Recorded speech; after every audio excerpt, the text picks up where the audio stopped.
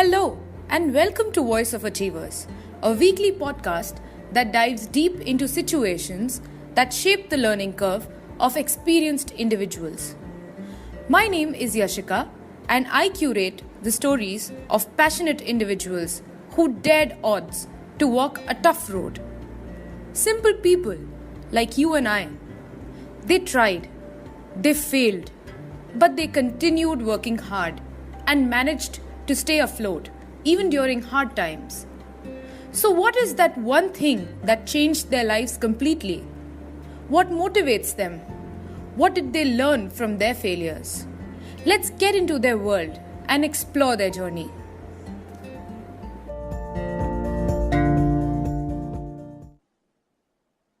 From an idea of a startup to its launch, what does the growth story of a successful startup sound like? What is a founder's mentality and a founder's quotient? And why is it important for non-founders to have this too? Our guest today is Mr. Santosh Panda, the co-CEO of Explara.com, one of India's pioneer solution platforms for a do-it and ticketing marketplace. Mr. Panda has a decade of diverse experience in the software industry, product development, consulting for FTSE 100 companies and startup companies across the globe. He has been involved in building products like the BBC iPlayer, eBay UK, Cyclone Commerce, OnStation, etc., having served over 50,000 events across 21 countries with Explara. Mr. Panda believes in the founder's mentality. Let's find out more in this conversation. Welcome to the show, Mr. Panda. Thank you. Thank you so much for having me here.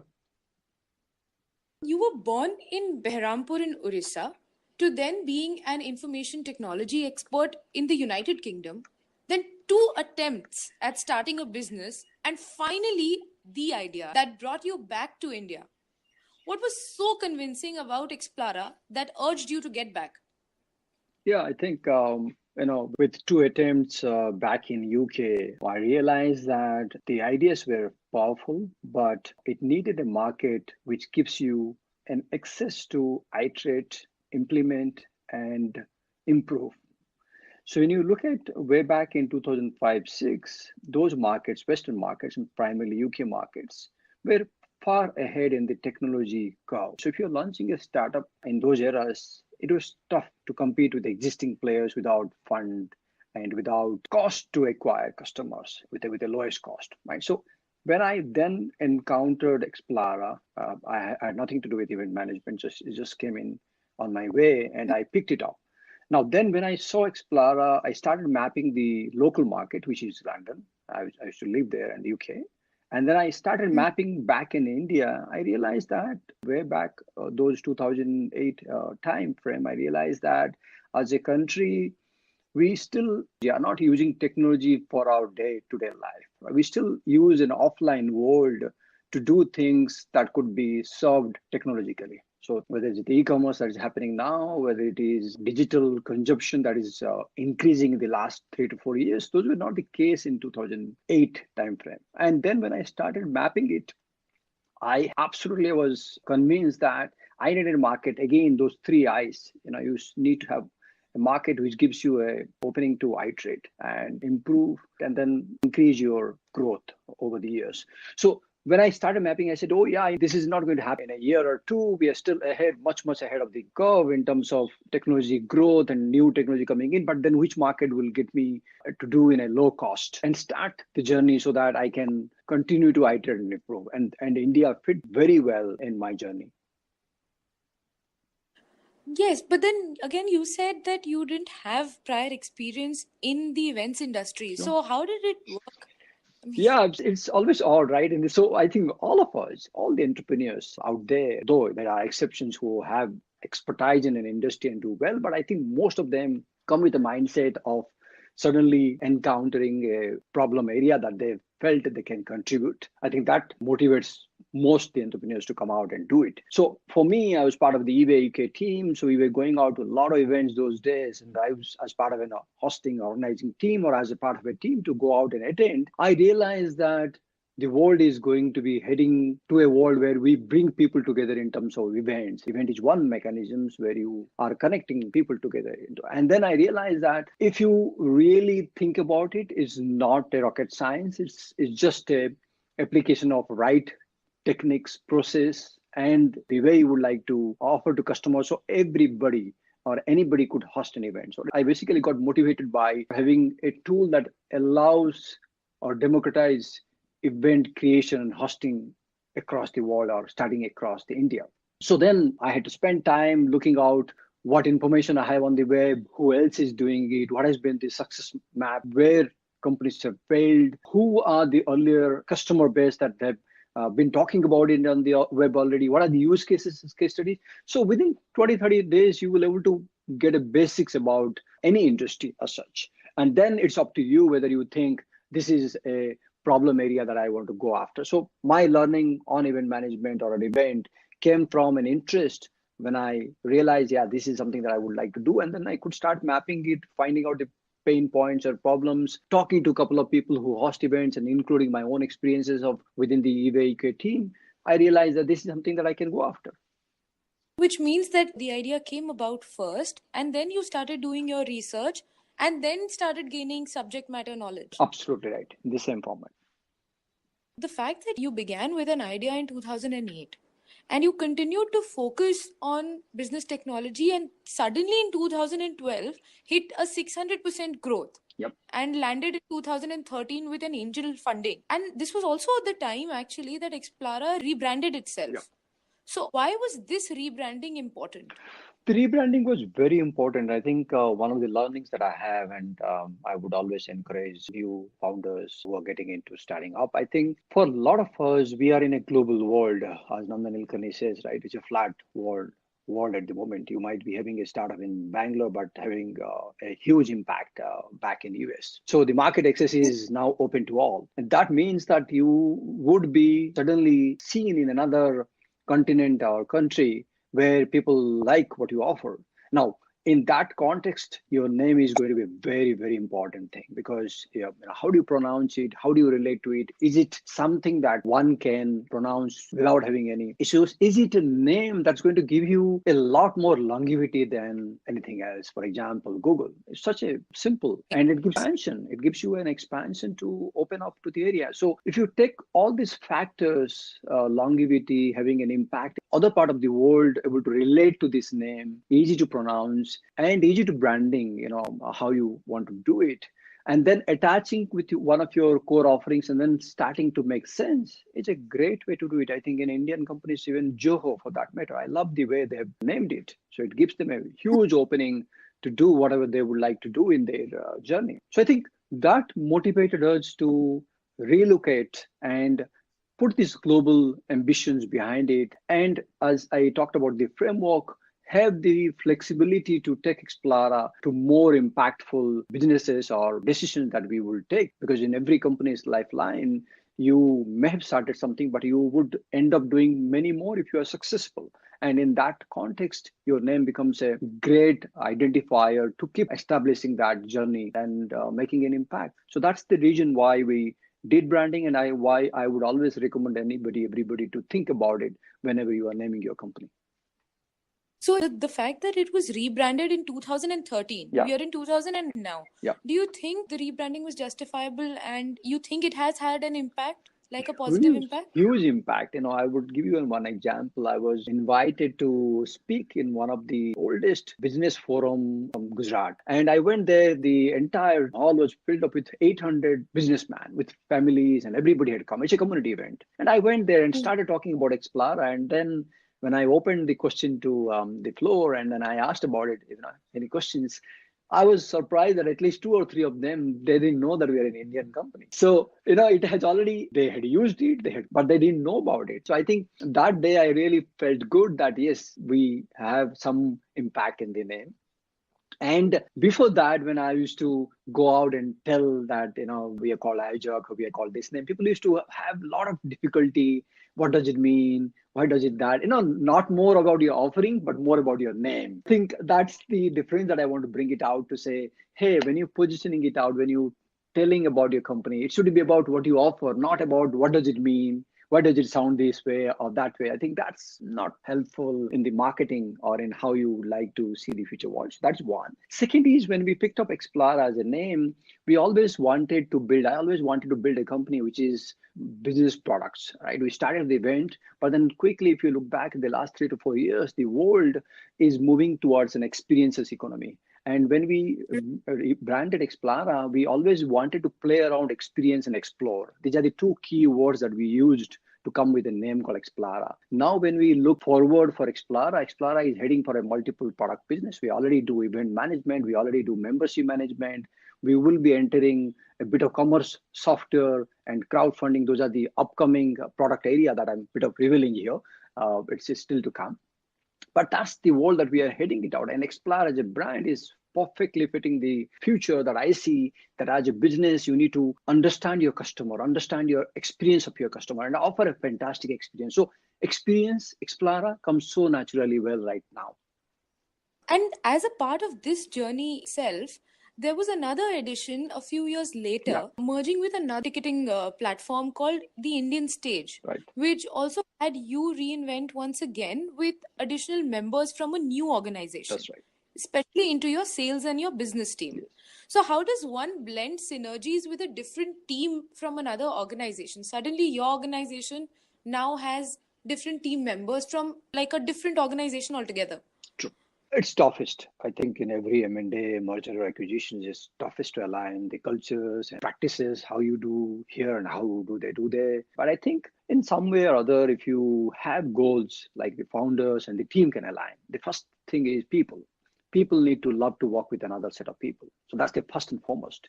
Though the most critical is culture, that's where the culture comes in. But I think when you start appreciating the founders, the journey that they've gone through, the team members, that the honesty, the humility, the modesty of the team members, I think the life becomes much simpler and easy to explore. I don't say that it's going to succeed, but at least that's the basic of merger. So we had challenges, and we had to go through quite a bit of understanding, brainstorming, having different approach to the way we used to run the business, because you are now bringing 2 different, 3 different, or 10 different people into the organization. You can't run it. They don't even know how you do it, and you don't even know how do they do it. So I think you need to walk before that. So if your D-Day is going to be on today, I think you're going to be walking with them at least 3 months ahead, starting to, there are some intent. You have already signed a letter of intent. You already signed some sort of document to protect each other. So that gives you an opening to go back and start working with them with 3 months before. Start telling what you're doing it, start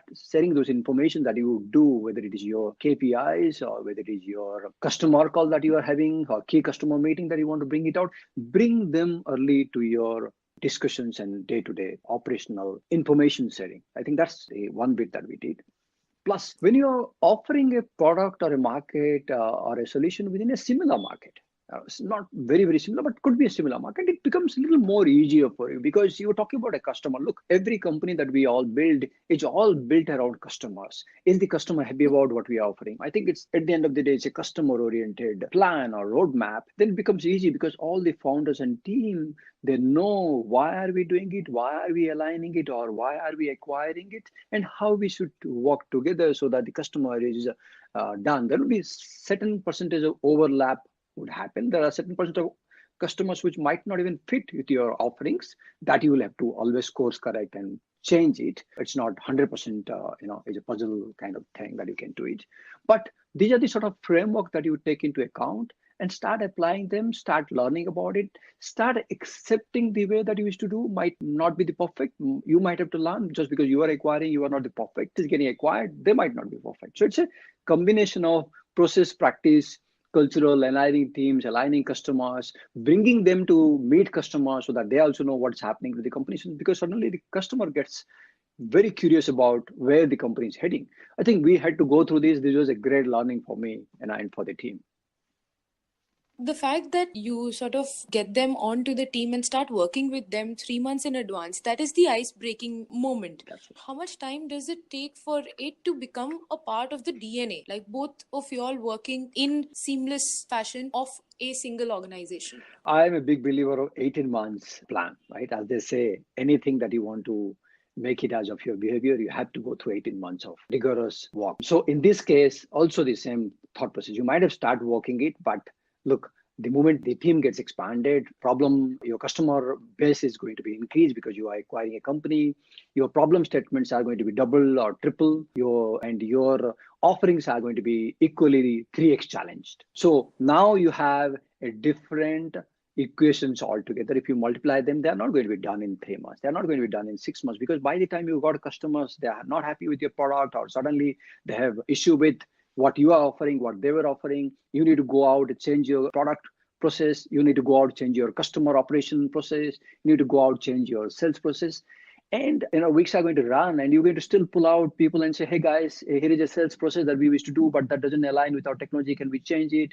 Here is a customer support." So it's going to take time. Every M&A doesn't work if you are looking at a very short-term approach to that. And hence, I'm a big believer that it has to go through an 18 months time frame to test all the puzzles and make sure that it is put in place. You are also a big believer of what you call the founder's mentality and a founder's quotient. And Yeah. you have said that it is important for non founding members to also have this sort of mentality. Can you tell us more about how this has worked for you and why is this important? I think this is a very fab subject. In fact, I've always been thinking, but again, and I will did a tweet, and that got me to start expressing them in a blog post and tweet and all that. This is my long-held beliefs. Look, every successful company doesn't become successful just because the founder came up with a great idea. It didn't happen with Intel. It could have happened with a couple of companies, but I think I believe that every successful company is going to go through a set of journey which is going to thrive against all the odds and bring very different thoughts and ideas to the table, which will help you to create market leading products, solutions. And that is very, very unlikely to be done always by the founders. The founders could have started with one idea, but that only will have a limited time frame of success. You're going to be always challenged by newcomers. So, how are you going to build a differentiated business? Is by having very successful team members or team members who are going to own it and make it as part of the journey. Those are my way to think about team members having founder mentality. The founder mentality is that you should be able to own the risk, you should be able to own the reward, you should be able to own a mindset of saying, oh, this company is not somebody company, this is my opportunity to excel and make a unique impression out of it. That's what makes most successful founders even to feel very happy about it. It's not about the company going from 10 crore to 100 crore or 1000 crore, but I think it is about bringing out team members who would have a lasting impression of the company's DNA. At least in the last 20 years, both in US Valley and all part of the world, I think a lot of successful companies have been built with this kind of mindset where it is an impact to the society. In fact, even in India, we Infosys or anybody else, we take an example, it has been done. Now they are trying to do with the beyond the founders, but that's the opportunity to bring out a long lasting journey in any company. Which means one should be very careful at the recruiting stage. Absolutely. I think, in a world that we live in, I think there are some companies who practice it very well. I think quick hiring is not going to help you. Hiring without aligning mentalities and aligning founder quotient or is not going to help you. Somebody is not starting up, but happy to be part of a team to create within that foundation. That's the kind of people that you would like to bring them on board, and it's going to make a great transition for the company. Continuing from this idea, you have also said that you are replaceable if what you do is replicable. Sure. Replicating how you do something is different and is difficult. So, give us one quality that one can develop to be in a position of being non replaceable. Yeah, just a single word. In fact, the answer is iterative. So, if you're iterating year on year, doing whatever you do, in every role that we perform, a lot of times we somehow we get into the level where we think we are performing well, we are not challenged, everything is going well, but then the equation changes, the industry changes, suddenly there is a downtime comes in, the company is not no longer making money, or the company is very ambitious and you are not fitting into their goal. That's where replaceable come into picture. So you are doing good, you would continue to do good, but that we don't need any longer. So in my mind, in every role that we do, we are going to be replaceable. The only way that you're going to be irreplaceable in the world that we live in is that you need to iterate. You need to continue to question yourself and map within your organization saying, is this person, iterating well in the job that they are doing? He or she learning new things? Is he bringing in new ideas? Is he questioning the way we do things? Or is he contributing to more contribution to our things? I'm not talking about more number of more hours, but more in terms of ideas, insights, applications.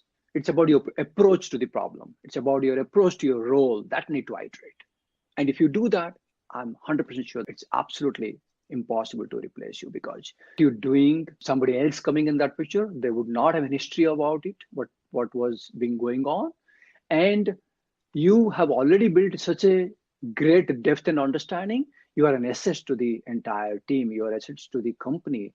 You are asset to the journey that they are having, and you thrive in that role. You told us about how customer is king. The Explara application says that 70% of the revenue is generated by repeat customers. True. Tell us two things that entrepreneurs or professionals can do as their bit to ensure that there are repeat customers. First and foremost is you need to have a very obsessive customer success mindset.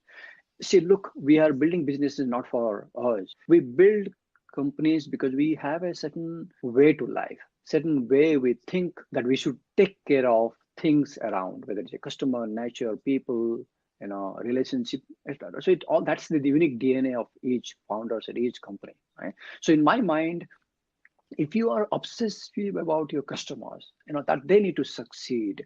Why is that they are using my platform but they are not able to succeed? What is that we are not doing it for them? Are there many more customers that are having the similar issues? Can we improve the product? Can we improve the offering? Can we understand? Can we hear their feedback? Can we course correct our offerings? I think when you put this kind of framework in place, or if you put this kind of philosophy in place within your team members, the communication that is happening with your customers are very different. The customer is going to treat you that, yeah, these are the guys that I work with. They are extension to what I'm doing. They are not some external people, but they are extension to my business. Then you are operating in a different vector altogether. You are complementing to their business plans and growth and numbers, right? So that's what I call obsessive customer success mindset. That's the first and foremost thing, no matter what scale you do. The second one is, when we operate a business, there is always a modesty or a humility within the team members and within the relationship, both internally and externally, both with the customers, stakeholders, investors, the ecosystem, people who need help, people who need mentoring, or you seeking mentoring from there.